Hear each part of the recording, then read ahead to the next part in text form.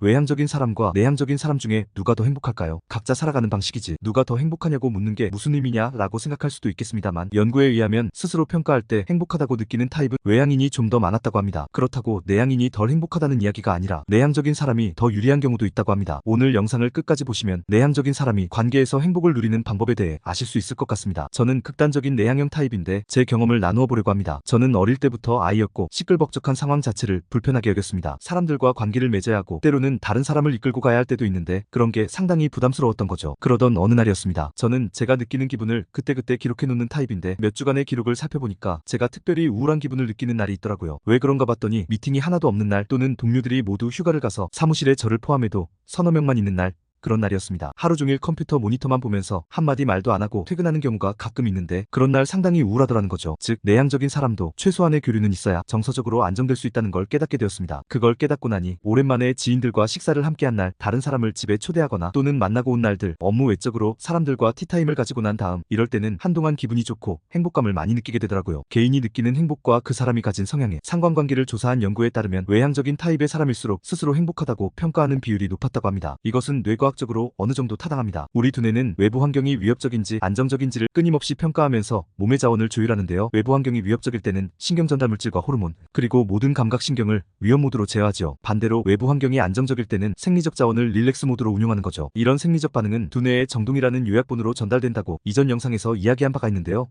신체 예산이 안정 모드일 때는 긍정적인 기분 상태로, 위험 모드일 때는 분노나 우울, 슬픔 등의 부정적인 기분 상태가 되는 것이죠. 그런데 여기서 중요한 것은 다른 사람과 긍정적으로 교류할 때는 신체 예산을 서로 공유한다는 것입니다. 정서적인 지지를 받거나 위로를 받는 과정에서 나에게 부족한 생리적 예산을 다른 사람으로부터 공급받을 수 있는 것이죠. 외향적인 사람들은 다른 사람과 교류하는 과정에서 신체 예산을 지원받을 기회가 더 많아지고, 그래서 긍정적인 기분을 유지하는 빈도가 높아진다고 해석할 수 있습니다. 리사 펠트먼 베럿 교수의 이토록 뜻밖의 뇌과학이라는 책에 따르면 신체 예산을 조절할 때 다른 사람의 도움을 받지 못하면 우리는 추가적인 부담을 져야 한다고 말합니다. 베럿 교수는 사랑하는 사람과의 이별을 겪었을 때 자신의 일부를 잃은 것처럼 느끼는 것은 단순히 감정적으로 그렇게 느끼는 게 아니라 실제로 자신의 일부를 잃은 것이기 때문이라고 설명합니다. 신체 시스템의 균형을 유지하는 원천을 잃은 것이죠. 여기에서 알 수 있는 것은 다른 사람과의 만남을 일부러 회피하는 사람들은 외부 위협에 대응하기 위해 많은 생리적 부담을 져야 한다는 사실입니다. 신체 예산이 부족하기 때문에 부정적인 정서를 느낄 가능성이 더 높다는 것이죠. 안타깝게도 회피적인 성향을 가진 사람들은 외부의 위협에 더 민감하게 반응하기 때문에 2중 3중으로 생리적 부담을 짊어질 가능성이 많습니다. 그럼 태생적으로 내향적인 사람은 더 불행할 수밖에 없는 것일까요? 그렇지 않습니다. 현대심리학개론이라는 책에 따르면 다른 사람과 교류할 때 행복감을 느끼는 효과는 내향적인 사람들에게서 더 크게 나타난다고 합니다. 다른 사람과의 대화나 교류 등에서 얻을 수 있는 행복의 이익은 일반적인 예상보다 현저히 크지만, 내향적인 사람일수록 사람들과의 관계에서 얻을 수 있는 이득을 과소평가하는 경향이 있다고 합니다. 내향적인 사람도 자기와 마음이 잘 맞고 편안한 친구와 함께 있을 때는 긍정적인 감정을 경험하는 경우가 많습니다. 비록 외향적인 사람에 비해 행복감을 느낄 기회가 적더라도 당사자 입장에서는 고립되어 있는 것보다는 훨씬 더 행복할 수 있다는 것이죠. 인간관계가 넓지 않더라도 마음이 잘 맞는 사람과 10분 정도 티타임하는 것, 또는 저녁 약속 잡아서 밥 한 끼 같이 먹는 것만으로도 충분히 정서적 지지를 받고 행복감을 느낄 수 있습니다. 다른 사람에게 내 모습을 너무 노출하고 싶지 않을 때는 취미 모임 등을 찾는 것도 좋은 방법입니다. 짧은 시간만 교류하는 거니까 내 속마음까지 다 보여주지 않아도 되죠. 저는 한때 그림을 그리러 다녔는데 화실 회원들과 수업 시간 2시간 정도 이야기하는 것으로도 스트레스가 감소되고 기분이 좋아지는 효과가 있더라고요. 이도 저도 싫다 그러면 좋은 방법이 있습니다. 외향형에게 간택당하면 됩니다. 주위에 마당발이나 아주 활달한 친구가 한 명만 있어도 그 친구에게 대충 묻어서 여기저기 다른 사람과 만날 기회가 많아질 테니 말이죠. 이게 현실적으로 제일 가능성이 많다고 하시는 분도 계시더라고요. 오늘은 이렇게 내향형인 사람일수록 다른 사람을 만날 때 얻을 수 있는 유익이 크다는 내용을 나누어 보았습니다. 내향형이라고 해서 사람 못 만난다고 규정하지 말고 옆자리 동료나 마음 맞는 친구, 또는 학창시절 친구 등과 만남, 전화 또는 카톡이라도 안부를 물어보면 어떨까 싶네요. 오늘 제가 준비한 영상은 여기까지입니다. 도움이 되셨으면 구독과 좋아요 버튼을 눌러주시고 이 영상을 주위 분들에게도 공유해주세요. 저는 다음 시간에 더 재미있고 유익한 영상으로 여러분을 찾아오도록 하겠습니다. 감사합니다. 다음 시간에 만나요.